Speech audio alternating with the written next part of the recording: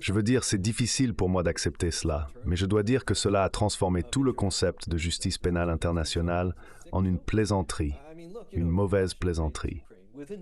Regardez, la Russie envahit l'Ukraine, et en 4 jours, la CPI a annoncé qu'elle menait une enquête. En environ 11 mois, moins d'un an, le chef d'État de la Russie et plusieurs politiciens ont reçu des actes d'accusation. Ils ont agi avec une rapidité foudroyante.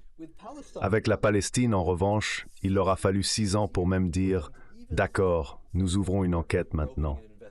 Et cela après toutes sortes de manœuvres juridiques ridicules par le procureur précédent, qui cherchait clairement juste à éviter toute l'affaire. Des questions comme « Avons-nous vraiment compétence ?» n'étaient que des absurdités, des tentatives de retarder le processus. Donc finalement, après 6 ans, ces problèmes ont été surmontés et l'enquête a commencé. Cela fait 3 ans depuis et qu'avons-nous? Rien.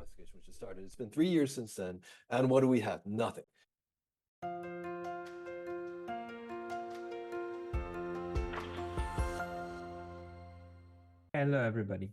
This is Pascal and Bonjour à tous. Ici Pascal, et après 2 ans à gérer cette chaîne depuis Tokyo et Kyoto, j'ai enfin un expert japonais avec moi.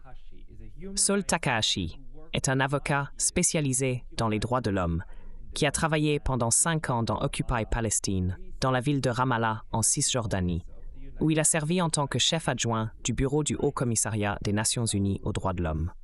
Saul a obtenu son LLM en droit international des droits de l'homme à l'Université d'Essex et a ensuite travaillé dans diverses positions à travers le monde. Aujourd'hui, Saul est professeur à l'Université Chogakuin, basée à Osaka. Récemment, Saul a publié un article percutant dans Al Jazeera intitulé « Gaza sera la tombe de l'ordre mondial dirigé par l'Occident », dans lequel il discute en profondeur des doubles standards et de l'hypocrisie du système international actuel, qui inclut le droit international. C'est ce que nous voulons discuter aujourd'hui. Alors merci Saul d'être venu en ligne. Merci beaucoup de m'avoir invité. C'est génial d'être ici, comme tout le monde le dit. Merci pour cela.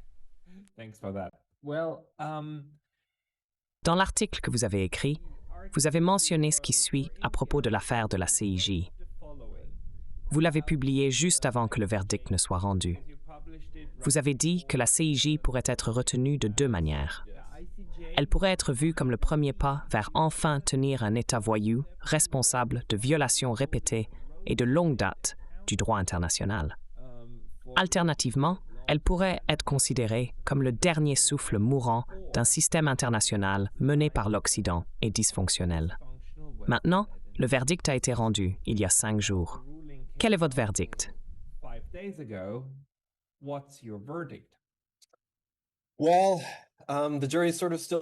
Eh bien, le jury est encore indécis, je suppose. Le verdict lui-même, ou plutôt la décision sur les mesures provisoires, n'est pas entièrement mauvais, mais ce n'est certainement pas suffisant. À mon avis, et selon l'opinion de nombreux Palestiniens avec lesquels j'ai été en contact, ainsi que ceux interviewés sur Al Jazeera et d'autres médias, c'est clair. Quand je dis que ce n'est pas tout mauvais, je veux dire que cela représente une défaite pour Israël, à bien des égards. Les arguments israéliens ont été écartés, et à juste titre. Ils étaient ridicules. Honnêtement, je ne crois pas que la délégation israélienne ou leurs avocats pensaient qu'ils gagneraient les arguments. Cela semblait très clairement comme un exercice de relations publiques de leur part, allant au bout des procédures pour pouvoir prétendre qu'ils ont fait de leur mieux et pour argumenter que la CIJ est biaisée contre eux et est une organisation antisémite. Ces arguments ont été rapidement écartés. Comme de nombreux commentateurs l'ont déjà dit, la CIJ a statué qu'il existe au moins un cas plausible qu'Israël commet un génocide ou est en danger de commettre un génocide. Des mesures provisoires sont justifiées et l'affaire ne devrait pas être rejetée. La CIJ veut le fond de l'affaire.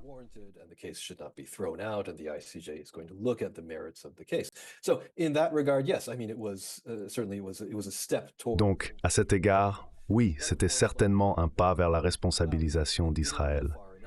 Cependant, comme de nombreuses personnes l'ont souligné, cela n'est pas allé assez loin. La Cour internationale de justice n'a pas statué en faveur d'un arrêt complet des opérations militaires comme l'avait demandé l'Afrique du Sud, ce qui est une lacune significative. Surtout lorsque nous examinons les décisions analogues les plus récentes de la CIJ, telles que Gambie contre Myanmar dans le cas des Rohingyas, elles ont une formulation similaire. Cependant, dans le cas porté par l'Ukraine contre la Russie, la CIJ a exigé un cessez-le-feu complet et la suspension des opérations militaires que la Russie a ignorées. Cela montre un double standard. Chaque cas est différent, comme nous le savons en droit pénal et en droit en général. Mais étant donné les preuves accablantes de génocide que l'Afrique du Sud a présentées, qui sont facilement accessibles au public, il est incohérent d'exiger que la Russie cesse le feu immédiatement, tout en ne tenant pas Israël au même standard. C'est un cas flagrant de double standard horrible.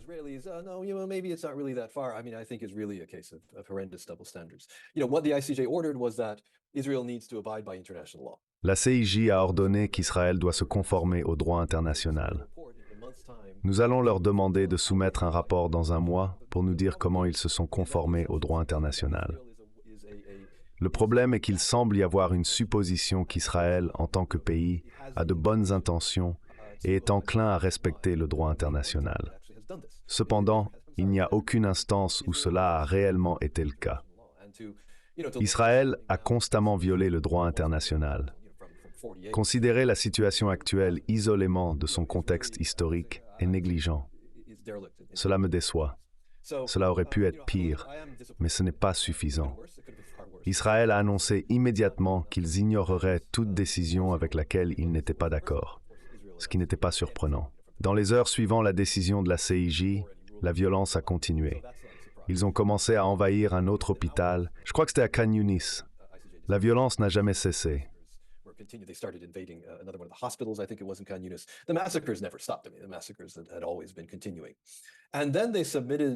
Les massacres avaient toujours continué. Ensuite, des preuves ont été soumises à l'UNRWA et vraisemblablement à l'ONU dans son ensemble concernant des membres présumés du personnel de l'UNRWA impliqués dans les attaques du Hamas le 7 octobre. L'UNRWA a agi rapidement, peut-être trop rapidement, en mettant fin au contrat de 9 des 12 membres du personnel impliqués. 2 avaient déjà été tués et l'identité de l'un était incertaine. De nombreux détails restent flous, mais il a été annoncé que la plupart des membres du personnel accusé avaient été sommairement licenciés sur la base d'accusations des Israéliens. Nous n'avons pas vu les preuves réelles, donc il est difficile de comprendre pleinement la situation. Habituellement, dans tout organisme public ou gouvernemental, lorsque des membres du personnel sont accusés, ils sont mis en congé administratif pendant que l'affaire est jugée et non licenciés immédiatement. Cette action rapide semble précipitée. Suite à cela, les États-Unis, plusieurs gouvernements occidentaux et maintenant le Japon ont suspendu leur financement de l'UNRWA, ce qui représente un revers significatif.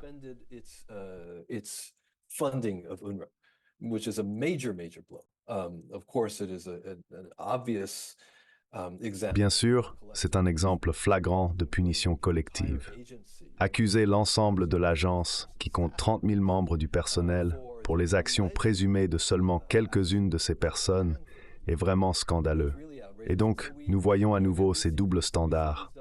Certaines personnes ont dit qu'il est assez clair que les Israéliens détenaient ces preuves et attendaient une décision défavorable de la CIJ pour les soumettre. C'était pour détourner l'attention de ce que la CIJ avait ordonné. Cela pourrait être vrai. Cela semble très probable. Mais quand vous regardez la décision de la CIJ selon laquelle Israël pourrait être coupable de génocide, que font les Américains, les Britanniques et les Allemands? Ils continuent de fournir à Israël un flux incessant d'armes, un soutien sans fin dans les forums internationaux et un soutien politique partout. Mais quand il s'agit de seulement quelques membres du personnel faisant face à des allégations à l'UNRWA, l'argent est instantanément suspendu. Une fois de plus, nous voyons ces doubles standards et cette hypocrisie flagrante en jeu. Donc, je crains que nous nous dirigions vers la fin de l'ordre international tel que nous le connaissons. Et cela pourrait ne pas être une mauvaise chose.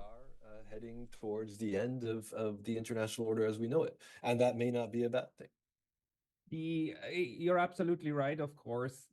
Vous avez absolument raison, bien sûr. Les doubles standards sont tellement flagrants qu'à ce stade, j'ai besoin d'une explication pour comprendre pourquoi un grand nombre de personnes en Europe et aux États-Unis semblent incapables de voir cela. Nous avons tellement de preuves vidéo en ligne de crimes de guerre massifs commis par des soldats israéliens en plein jour devant la caméra, à répétition. Et tout cela ne suffit pas à arrêter le financement de cette guerre. Mais des allégations impliquant 12 personnes sur 30 000, qui au début pourraient même provenir de l'interrogatoire et de la torture de Palestiniens, suffisent à mettre fin à des centaines de millions de dollars de financement à une organisation de secours. Il nous sera impossible d'expliquer à nos enfants comment cela a pu se produire. Cette situation est tellement grotesque que nous travaillerons longtemps pour la comprendre. Mais la question que je me pose encore concerne la décision de la Cour internationale de justice. J'ai parlé à Ilias Pantekas l'autre jour, et il est également un grand expert des droits de l'homme. Il a dit que la décision de la CIJ, bien qu'elle n'appelle pas à un cessez-le-feu immédiat, donne raison à l'Afrique du Sud sur chaque point. Cela aidera dans un avenir très proche à aller au Conseil de sécurité et aussi à commencer des litiges locaux dans les tribunaux nationaux, aidant ainsi à mettre la pression sur Israël, ce qui à ce stade est vraiment la seule chose qui puisse aider. Même un ordre de cessez-le-feu n'aiderait pas, bien sûr. Comment voyez-vous cela? Je veux dire, vous avez travaillé dans le domaine des droits de l'homme. Voyez-vous une manière que cela puisse être utilisé au niveau national pour vraiment mettre la pression sur les gouvernements occidentaux, qui sont à ce stade les principaux soutiens? Oui. On Western governments, which are at this point the lunatics and need Yes, to yes, yes. They're together in the. Oui, ils sont ensemble dans toute cette opération lunatique. Je suis entièrement d'accord. Je suis également d'accord avec votre invité précédent. Maintenant, c'est une arme qui peut et devrait être utilisée par nous, les citoyens. Je pense que la dissonance dont vous avez parlé, sur la façon dont les gens normaux dans la rue regardent ce qui se passe et semblent l'accepter, n'est pas entièrement vraie.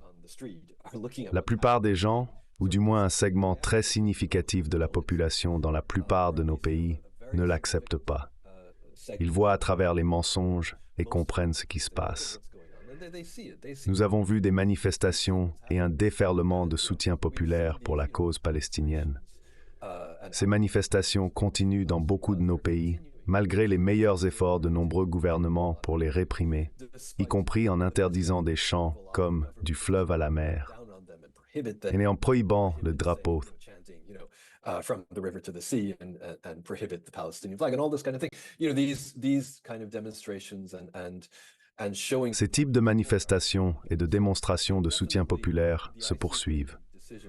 Ainsi, la décision de la CIJ sera définitivement un outil entre les mains de ces activistes et de nous en tant que citoyens en général. Je pense que ce qui doit absolument se produire, c'est que chaque levier doit être actionné en termes de mise sous pression des gouvernements. Les gouvernements ne sont pas seulement complices. Ils contribuent et facilitent un génocide en fournissant à Israël un soutien matériel et politique. Et aussi, les grandes entreprises, comme les principaux marchands d'armes, continuent de fournir ce type de soutien aux Israéliens avec une joie manifeste. D'autres grandes entreprises font toujours affaire avec Israël. C'est le mouvement de boycott, désinvestissement et sanctions qui a vraiment fait la différence. Il continuera à faire la différence. Ils sont de l'avis, c'est une victoire massive pour le mouvement et une défaite massive pour Israël. Maintenant, la balle est dans notre camp. Nous devons continuer à pousser. And now it's really the ball is in our court. Now we have to continue pushing. If you look back at apartheid South Africa, Si vous regardez en arrière vers l'Afrique du Sud de l'apartheid, les gouvernements occidentaux n'avaient initialement aucune intention de sanctionner l'Afrique du Sud. Cela ne les intéressait pas du tout. C'était vraiment les citoyens, avec de nombreux gouvernements du soi-disant Sud global et des forums internationaux qui ont poussé cela en avant. C'est la seule façon dont nous pouvons voir un véritable progrès sur le terrain. Malheureusement, Ce n'est pas quelque chose qui se produira demain. Bien sûr, nous pouvons continuer à exercer une pression aujourd'hui et demain, mais changer les attitudes de ces gouvernements occidentaux peut prendre du temps. Cela m'exaspère, me frustre et me déçoit certainement, mais je ne vois pas d'autre moyen. À plus long terme, ce genre d'hypocrisie et de double standard est tout simplement insoutenable. Alors, qu'est-ce que cela signifie pour le système international dans son ensemble? Qu'est-ce que cela signifie pour l'ordre international? Avant tout, nous devons nous assurer que la violence s'arrête et que les massacres cessent à Gaza et dans le reste de la Palestine. Mais à moyen et long terme, c'est aussi un gros problème qui doit être traité.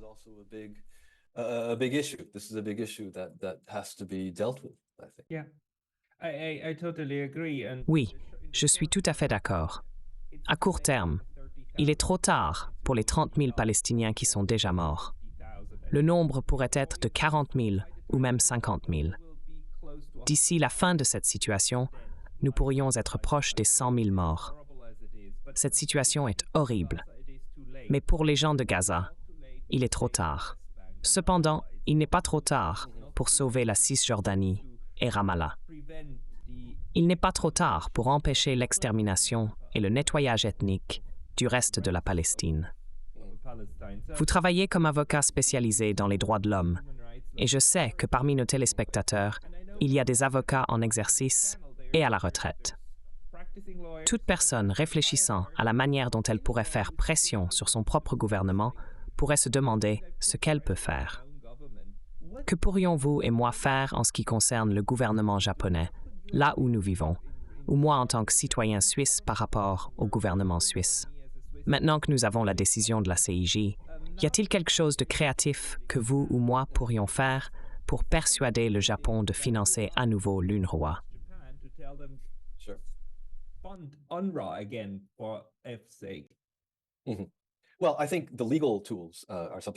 Je pense que les outils juridiques sont quelque chose que les avocats doivent se réunir et explorer en profondeur les possibilités.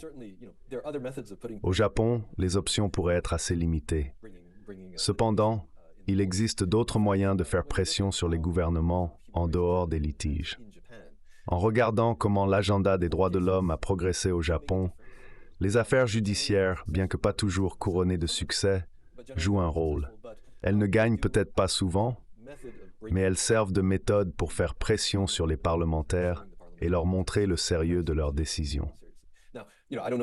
En ce qui concerne les mouvements stratégiques au Japon concernant les litiges, je ne suis pas sûr de ce qui pourrait être fait.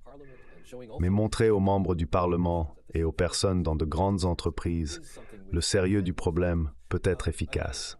Je l'ai peut-être déjà mentionné, mais j'ai reçu des demandes informelles de conseils de la part de grandes entreprises japonaises. Elles sont préoccupées par les risques réputationnels et les risques en matière de droits de l'homme liés à faire affaire avec des partenaires israéliens.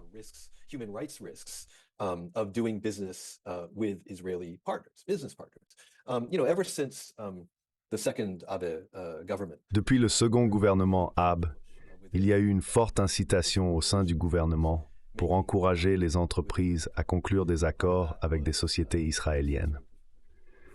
Cela était en partie parce que les politiciens ultra-conservateurs voyaient en Israël un moyen d'améliorer les relations et d'augmenter la coopération avec les États-Unis. Cependant, le Japon avait déjà des relations solides avec les EU, donc cela aurait pu être moins un facteur. L'objectif principal semblait être de s'aligner avec les alliés américains en Asie de l'Ouest et au Moyen-Orient. De cette façon, si les EU devaient envoyer des troupes et commencer un conflit, le Japon pourrait collaborer avec eux, connaissant les personnes sur le terrain et sécurisant une part des ressources. Cette stratégie était également liée à une poussée plus large vers la remilitarisation au Japon, incluant l'exportation et le développement d'armes. Israël était vu comme un partenaire prometteur dans le développement d'armes et la conclusion d'accords. Il y avait beaucoup de pression pour poursuivre cette direction.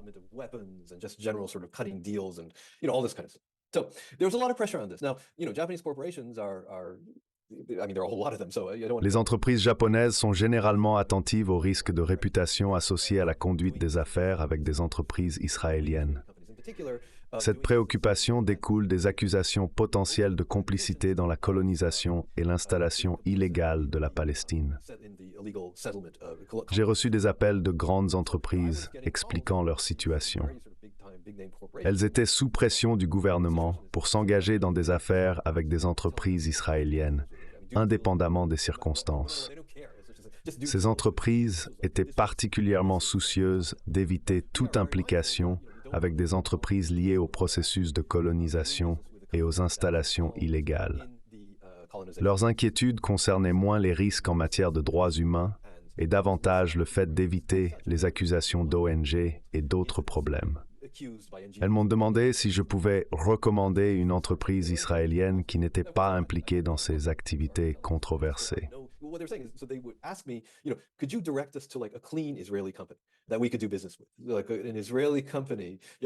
Comme une entreprise israélienne. Ouais, je suppose que vous riez. Je veux dire, c'est vraiment une entreprise qui n'est pas impliquée dans les colonies, afin que nous puissions faire affaire avec eux. Et alors tout le monde est content.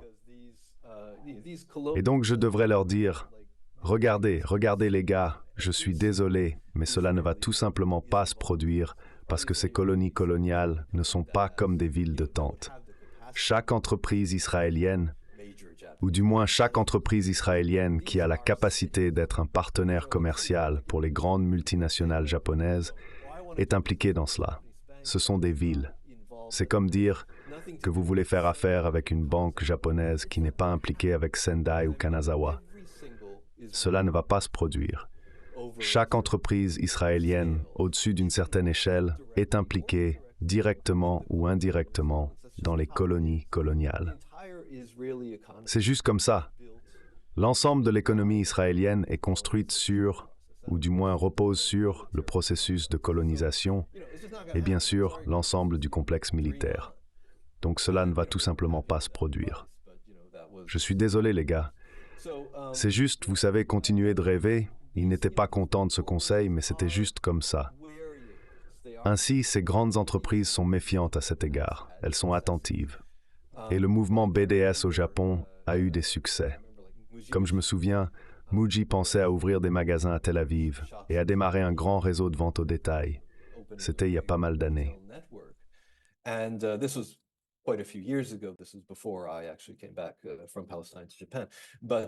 C'était avant que je ne rentre réellement de Palestine au Japon. Le mouvement BDS a réussi à les convaincre qu'ils n'étaient dans leur meilleur intérêt, ni dans celui des droits de l'homme. C'était l'un des succès. Bien sûr, pour chaque succès, il y a des moments où ces mouvements n'ont pas pu empêcher les entreprises de conclure des accords avec Israël. Mais tout succès dans ce domaine constitue un revers significatif pour le système d'apartheid d'Israël, qui s'accroche désespérément aux derniers vestiges de légitimité internationale qu'il croit avoir. C'est pourquoi ils sont si sensibles à ce qui se passe aux États-Unis, surtout dans les universités, et maintenant de plus en plus au Royaume-Uni. Depuis le 7 octobre, cette sensibilité s'est répandue dans tout l'Occident. Ils utilisent leurs organisations quasi non gouvernementales, ou Kwangos, qui sont des organisations de la société civile ayant des liens étroits avec le gouvernement israélien, et un réseau de donateurs souvent désignés comme le lobby israélien aux États-Unis. Ils font pression sur les universités pour supprimer l'activisme pro-palestinien. Ils font cela parce qu'ils voient l'écriture sur le mur. Ils savent qu'ils perdent la bataille pour le récit public. C'est pourquoi ils prennent ces actions.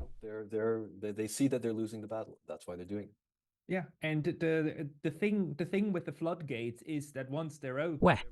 Et le truc avec les vannes, c'est qu'une fois qu'elles sont ouvertes, elles sont vraiment difficiles à fermer. Les Israéliens comprennent réellement cela. La pression qui peut venir de la société civile est significative. L'acte ultime serait si cette pression devenait soudainement une action étatique. Nous savons, à partir de l'exemple de l'Afrique du Sud, que vous avez besoin que les gouvernements des grands États, des acteurs majeurs, soient à bord pour exercer une réelle pression étatique.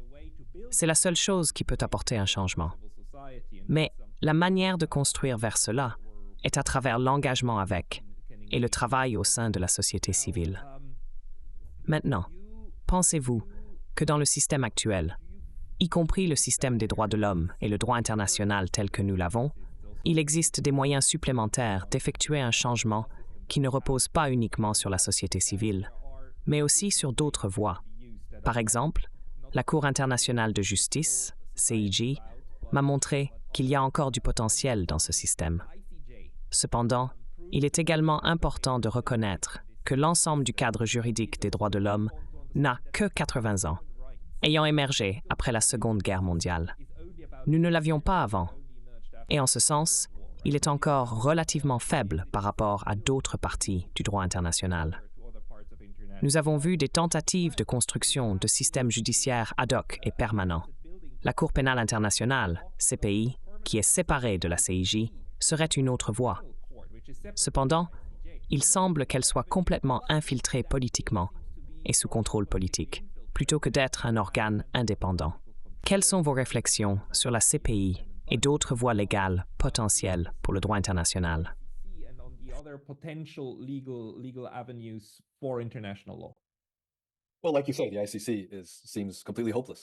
Comme vous l'avez dit, la CPI semble complètement désespérée, ce qui est difficile à accepter, surtout pour quelqu'un qui est avocat international ou avocat spécialisé dans les droits de l'homme à l'international. J'ai commencé ma carrière chez Amnesty International dans les années 90. Je me souviens avoir assisté à la Conférence mondiale des Nations unies sur les droits de l'homme à Vienne. L'un des principaux objectifs de lobbying d'Amnesty International était la création de la CPI, un tribunal international permanent pour juger les crimes contre l'humanité, le génocide et les crimes de guerre. C'était un moment significatif pour le mouvement des droits de l'homme lorsque la CPI a été établie. Par exemple, lorsque j'étais en Palestine, nous avions de jeunes hommes dans le personnel de l'ONU qui travaillaient dans mon bureau pendant quelques années avant de partir, certains sentant assez épuisés.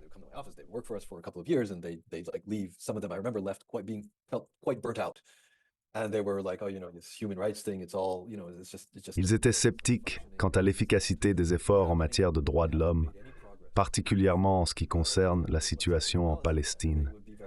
Ils se sentaient abattus et je me suis retrouvé à essayer de remonter leur morale. Je ne visais pas à être héroïque. Je voulais juste offrir des encouragements. Lorsque j'étais à Vienne à la Conférence mondiale sur les droits de l'homme, faisant du lobbying pour un tribunal international permanent, je doutais de sa faisabilité. Cela semblait être un rêve irréaliste. Cependant, nous avons réussi à établir la Cour pénale internationale, CPI, en 2002. Initialement, la CPI n'a inculpé que des individus d'Afrique, ce qui a conduit à un cynisme généralisé. Malgré ces imperfections, j'ai défendu la CPI en soulignant son importance. Le mouvement des droits de l'homme a passé des décennies à plaider en faveur de cette institution et à lutter pour la responsabilité en matière de violation des droits de l'homme.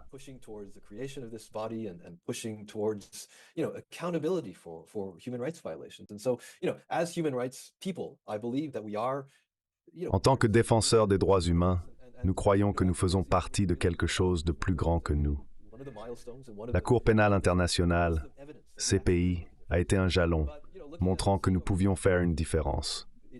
Cependant, son inaction envers la Palestine et les doubles standards comparés à ses actions envers l'Ukraine ont été décourageants. C'est difficile à accepter, mais cela a transformé le concept de justice pénale internationale en une plaisanterie. Par exemple, la Russie a envahi l'Ukraine et en 4 jours, la CPI a annoncé une enquête. En moins d'1 an, le chef d'État russe et plusieurs politiciens ont reçu des actes d'accusation. Leur réponse a été incroyablement rapide. En contraste, il a fallu 6 ans à la CPI pour même commencer une enquête sur la Palestine. Ce retard est survenu après de nombreuses manœuvres juridiques par le procureur précédent, qui semblait éviter le problème.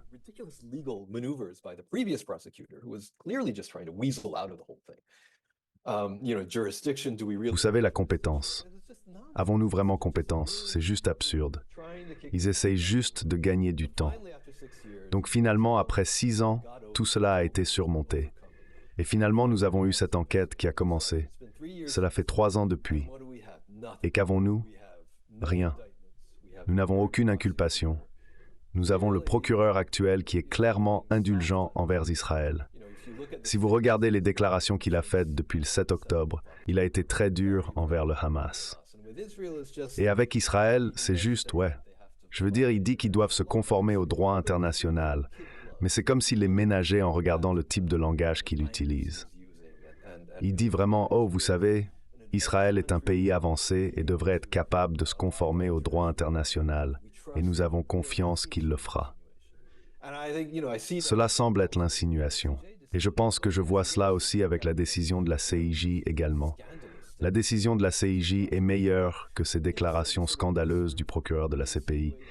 Mais encore, il y a cette insinuation, cette supposition que Israël peut être, devrait être et sera un membre respectueux du droit de la communauté internationale. Vous savez, c'est juste vraiment absurde quand vous regardez ce qui s'est passé jusqu'à maintenant, au fil des décennies.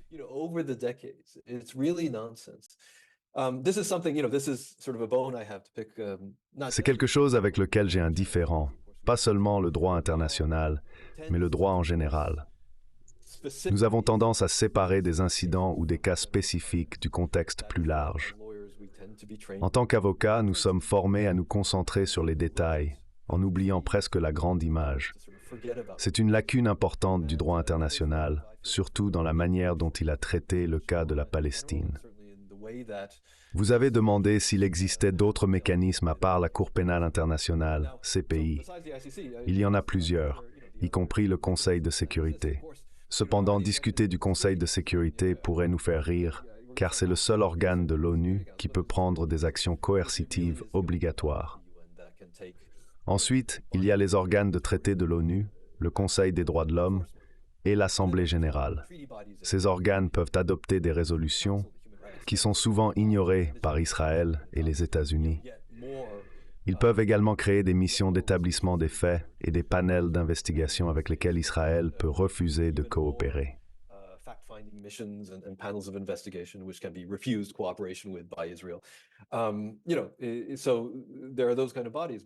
Vous savez, il y a ce genre d'organisme. Mais vraiment, nous revenons au Conseil de sécurité. Que va-t-il se passer avec ça? C'est là que nous devons mettre la pression sur les gouvernements puissants qui soutiennent Israël, en particulier les États-Unis. Les États-Unis sont clés dans cette situation. Les États-Unis doivent changer et je crois qu'ils le feront. Je suis très optimiste à ce sujet.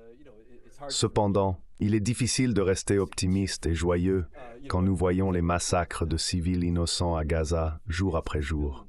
C'est très difficile. Mais l'écriture est sur le mur aux États-Unis. L'opinion publique aux États-Unis peut changer de manière très dramatique. Elle peut passer d'un extrême à l'autre soudainement. Les sociologues et anthropologues disent que cela arrivait depuis 20 ou 30 ans, et ils ont probablement raison. Mais les changements peuvent se produire de manière très dramatique. Je sens que nous pourrions être à ce point maintenant. J'espère bien.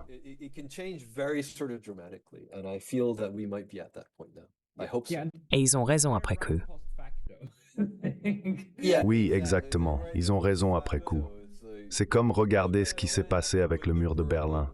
Vous pourriez dire, oh, eh bien, nous avons vu cela venir. Mais la vérité est que personne ne l'a vu venir. Pourtant, ces choses arrivent.